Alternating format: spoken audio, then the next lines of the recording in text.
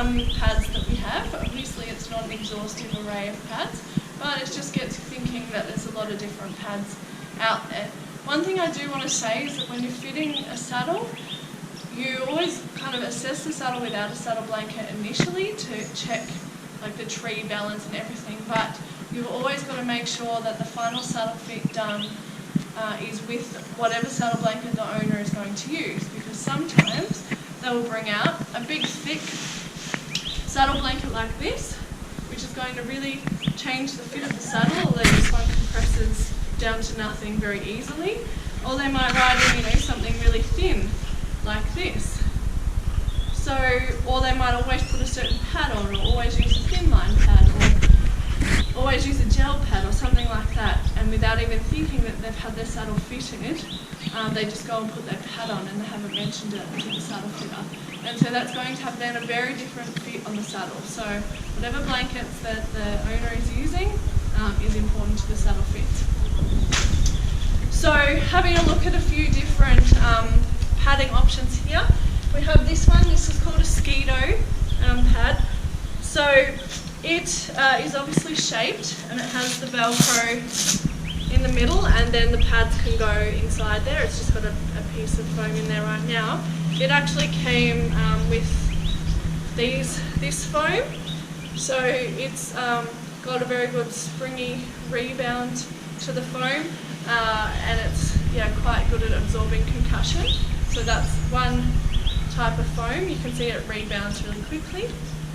That could be used in a pad like this, and it can just help with, so you wouldn't use pads in a care system saddle or a WOW saddle, but generally in a fully flocked saddle, then you might use pads just to help you in the interim between fits, or just in the interim as the horse changes is another option. Or if the saddle's too wide, pads can be a really good option as well. And obviously with my saddle that's a flex treed saddle, then the padding is really important for me to be able to get that saddle to fit. So that's part of the way that saddle's designed, and that's also the way the balance saddles from England are designed. They're designed to be used with the pads, not without the pads. They don't fit the horse without the pads, basically. So that's one type. Now the other thing you want to make sure with any pad is that it actually has a centre bit down the middle where the pad isn't. And this is also important with your saddle blankets too. So you'll see with this saddle blanket, it's the same all the way through. So it's going to fill up your channel, and it could create a problem. And we want to make as much space for that vertebrae as we can. So you want to have, the other thing you'll notice with this saddle blanket is it's square, and so you'll end up with this squashing down on the wither. So you actually want a shaped saddle blanket, preferably with an area in the middle that lifts it up off the back, or otherwise, you've just got to make sure that you've still got channel clearance on the horse's spine with the saddle blanket in place. This shape is most important though, that you have room for that wither in the saddle blanket. Okay, so then this is just another type of padding system. So you can see this has a much wider channel all the way through, and again you can fill it up. So this is what Patch has on at the moment. So she's just got that Ski-Doo, this sort of foam in there, and it's been beveled to take the pressure off through the spine. It's also been beveled towards the front as well to make sure that there's enough room for her scapula. Okay, and then you've got to account for these in the fit of the saddle too, and that that's not creating pressure points in the front or the back of the saddle. Okay, this is a Gel Light Zilco pad. So again, it does have that space in the centre, but it's not very wide, so the horse's spine is generally wider than that. It's a foam, gel kind of foam pad, and it has a pocket to use as a shim. The difficulty with these pockets is that might not be the shape of your horse. So you might not actually need to fill in that space down there, you might need to fill in this space up here. And so you're a bit limited with the positioning of those pockets. Now these are balance pads. These are from England. The things that I really like about these is they're a really nice foam, and these are for Withershims. They're made for their saddles though, so they're very long, and often it might not work for other saddles, because again you might just need to fill in the wither pocket, not the whole length all the way down. So there's a few variations of those. This is a back riser pad. We'll talk about those in a second. It's a little bit narrower and then it goes up a bit higher. And this is a centre riser, which is only really used for sway-backed horses. And I have used this a couple of times with horses that were really, really swayed back.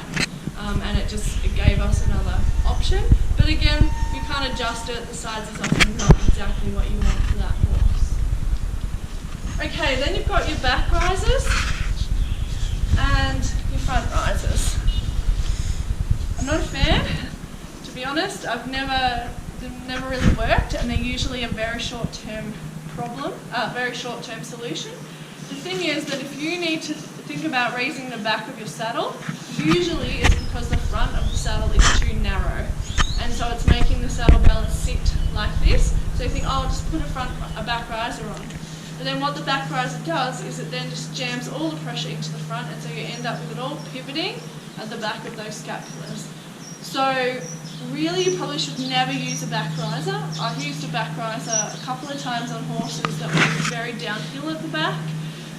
They had hock problems, and I used this, and it enabled us to get her actually stronger through the back, and we got to the point where she didn't need any of that. So that was a very different solution to using a back riser, because the saddle was sitting back. It was her body. Or if they're really, really weak in their middle gluteal tongue, that lower back, they've had a lot of damage from, say, poor saddle fit, that might be an option, but it's really advanced saddle fitting stuff. Your front risers, again, the problem is that usually you don't want to fill in all of this area, and so you're filling in an area that's too big, and so then it creates another problem. Also, I just find that these areas here often just get in the way, and you don't need to add this thickness into the channel either, so that can be a problem with that. So a solution for that, if you need to fill up a wither pocket, can be shims. This is just yoga mat, and you can cut it specifically to fit the horse. And so this would be the front of the horse and the back of the horse, and this would fit into the wither pocket. Again, it's a short-term solution as the horse fills out through that wither pocket, and sometimes you're better off to shim rather than fit to that bad wither pocket and not allow it to fill up and come out. This will allow the muscle to still expand against it, as opposed to a rigid a gullet plate. And then I've just got a few different padding options here. So there's felt that can be used. This is another one they used in the UK for remedial saddle fitting. So they'd sometimes just use this on one side as an interim to balance up the saddle as the horse was getting balanced through treatment. And yeah, it's amazing what this little piece of felt can do. I've witnessed that myself, and the difference it can make to the balance of the saddle. This is a thicker sort of pad, so it's got quite a lot of give. I've used this in my bareback pad, so I made up a bareback pad with some different pads in it to keep me up off the horse's spine, and this was one of the options that I used within that as well, and Henry said it was quite fine. And then this is a much firmer sort of foam. So I put this in for Patch initially, and she didn't like it.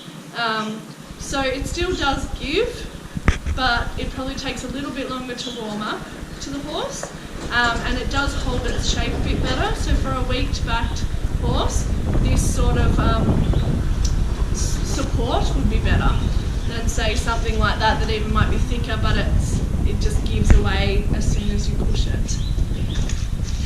Now these are the Easy Change Care system.